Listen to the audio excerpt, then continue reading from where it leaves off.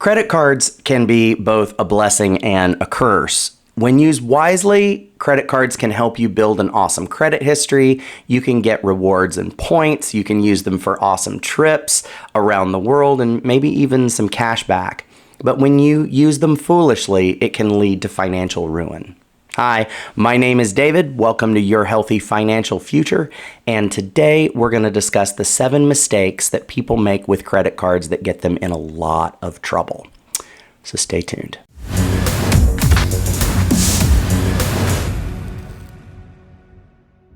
Before we get started here, please consider smashing the like button. We are a new channel and we're trying to get our information out to the world of YouTube, and the more likes we get, the more eyeballs see our videos. So if you wouldn't mind doing that, we would really appreciate it. Mistake number 1 is carrying balances on your credit cards from month to month. Don't do this.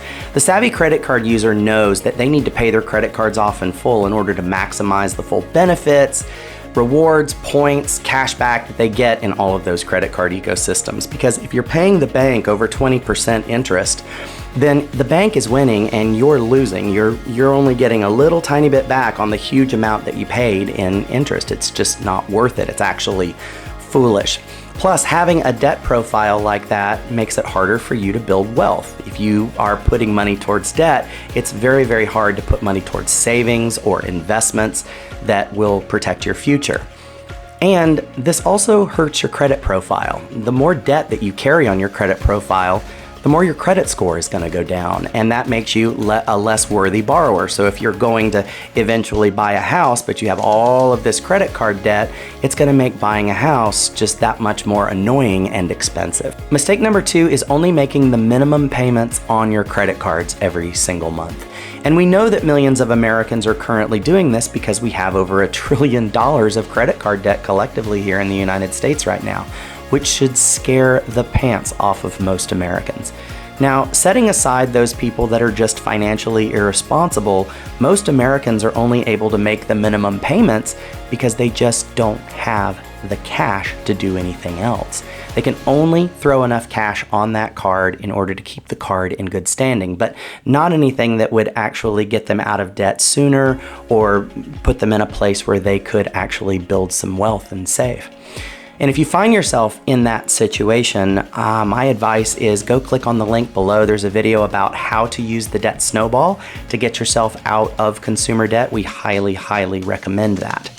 Now, if you are just browsing through this and you're curious about credit cards and maybe you're just getting started, a piece of advice is do not use credit cards unless you can pay off the balance in full every single month. Never make a minimum payment on a credit card.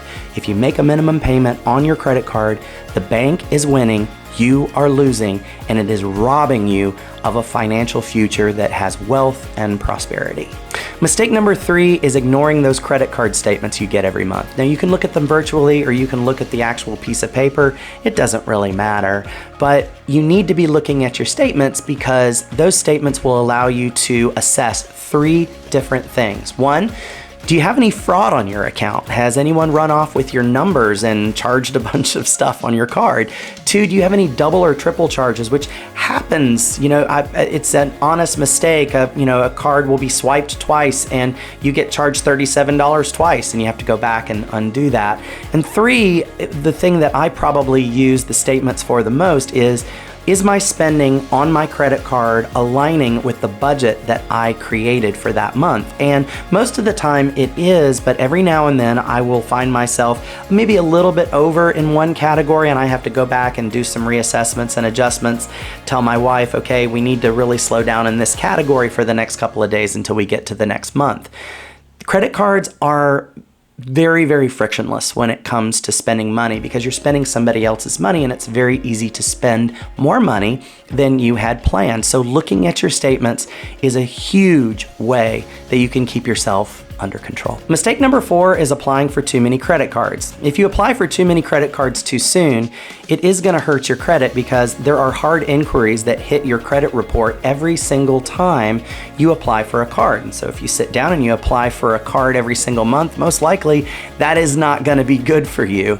My advice is be selective and pick 2 cards a year that you really want to put in your wallet that you can get good benefit from. That's what I do. I pick 2 a year that I really like. I know that they're going to be premium cards, they're going to have bonuses and all of that, and that is really, really cool. But I'm actually going to use this card. It's not just going to sit in my wallet and collect dust, because if you're only going after a bonus for the card, it really probably isn't worth having. So I would just consider, be selective, watch your inquiries, and enjoy the credit card ecosystem. Mistake number 5 is falling for those promotional offers without reading the fine print. And you may be like, well, duh, but you'd be surprised how many people don't read the fine print.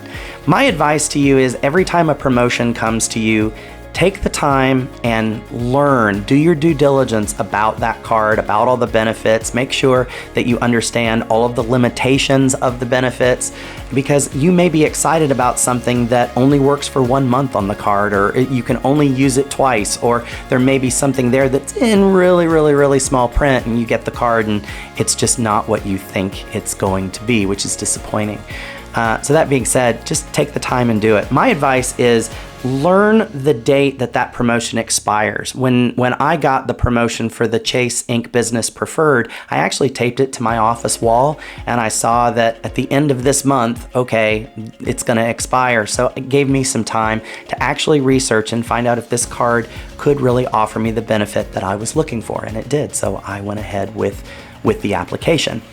Just read the fine print, do your due diligence, and you'll be fine. Mistake number 6 is maxing out your credit limits. When I was younger and stupid with money, oh my gosh, I did that a ton, and I really, really regret it, because not only did it hurt my credit score, it also hurt my ability to build wealth, as it will you. So this is something I just don't recommend doing. Again, I will tell you that if you don't have enough money to pay off your card every single month, just don't use a credit card right now. Wait until you do. My recommendation is have a fully funded emergency fund in place.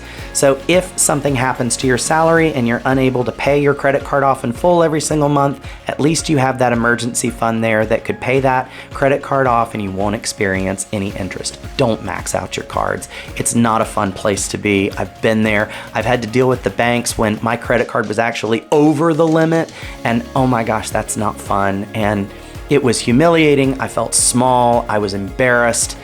It's just a scary place to be. Don't do that. Mistake number 7 is neglecting to track your spending. Now, I've said before that spending money on a credit card is very frictionless. You're spending somebody else's money, and it's very easy to spend more than you thought you would. And my advice to you is everybody needs a budget. And so every single month, make a budget. I love the tool Every Dollar. It's free. And you can take every single penny that you make, give it an assignment, and then look at your credit card statements at least twice a month and see how your spending is going in each category. Adjust as necessary, but you have a good idea of where you're sitting. But it's gonna be nearly impossible to get a good handle on how your household is doing just looking at the credit card statements. You need to match it with the budget. And that's super, super, super important. Even wealthy people use budgets. And so it's something that if you're going to get into the credit card world, you need to pair that with some type of budget. Look at your budget at least once a week. Look at your credit card statements at least twice a month. And I promise you, you're gonna have a much better experience using credit cards. Avoiding these 7 credit card mistakes will significantly improve your financial future. There's no question about it. But if you're going to get into the world of credit cards, there are really 3 things that you need to consider. 1, you need to pay your balance off in full every single month, without question. If you can't do that, don't get into credit cards right now. 2, you need to make sure that you're living on a monthly budget and you're watching every single penny that you make. That's crucial. And number 3, you need to make sure that you have a really good emergency fund in place, because if for some reason your salary goes haywire, you lose your job or something like that, you've got some money to be able to put on those credit cards to pay off balances so you don't experience any interest. So that's where I'm gonna leave you today. If you got any value from this video, please consider liking, and we would be honored to have your subscription. We are a new channel. We are growing it as a family from the ground up, using the financial principles that got us out of debt and on the road to prosperity and wealth. And that's what we share with you in every single video. We are excited about the next video. We'll see you then, and thank you so much for watching.